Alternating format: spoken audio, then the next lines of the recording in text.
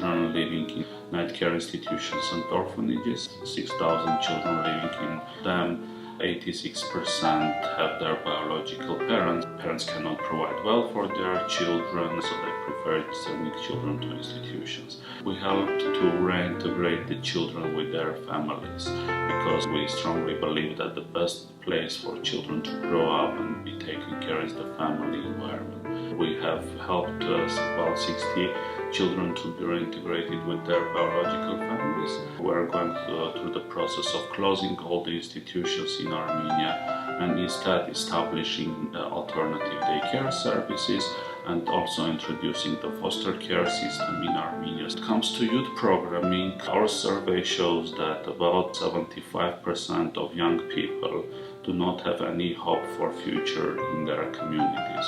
So what we do through our programming, we help the young people to gain skills and knowledge, to be better positioned in the market and also to pursue some opportunities for self-employment. At about 70% of young people who graduate from our youth programming, they are sustainably find an employment or self-employment in their communities.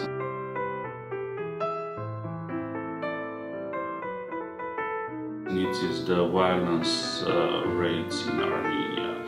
We have 70% of children living in Armenia experience violence on a regular basis. 45% is physical violence, that the remaining is other forms of violence. So as a leading organization in Armenia, we help to address this issue. We work with parents, we work with schools, help them to transform the thinking and to find alternative ways of dealing with the issues with the children. The school bullying, Armenia rates as the second worst country among the European countries in school bullying. The average number is 55% of boys experience bullying, and for girls it's about 20% of girls experience school bullying. The winters in Armenia are very cold, and we have communities where the temperature can reach up to -30. Taking into consideration that it is especially in the rural communities, we have a huge quantity of people living beyond the poverty line is much higher than the national average, then it's absolutely understandable how difficult and challenging it is for them to live the winter time. They do not have appropriate door, they don't have good windows, and usually they are covering their windows with the plastic bags to sustain the heating somehow. So it's really very challenging to live up this winter time. Kids are becoming ill because of cold, because of the not being properly heated. Because of becoming sick, they are skipping the school or preschool, so this is another challenge. World Vision Armenia decided to help those families with the installation of proper door and windows, and we have selected the families that have more than 3 children, because as more children are in the families, the more the family is potentially poor.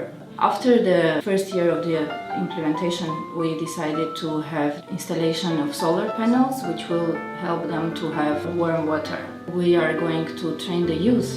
So we will train the youth who will be able to provide the services regarding the solar panels in the communities. Because as already said, the youth unemployment is a very big problem in Armenia, so we want to target also that problem as well. Thank you to all the people living in Taiwan, and your support, it is becoming possible for us to do our job and to improve the well-being of the children and to provide better for children. So thank you very much for your generous contribution and your big heart. Thank you to Taiwanese donors. Sheshe. Please continue to bring warmth to the children of Armenia.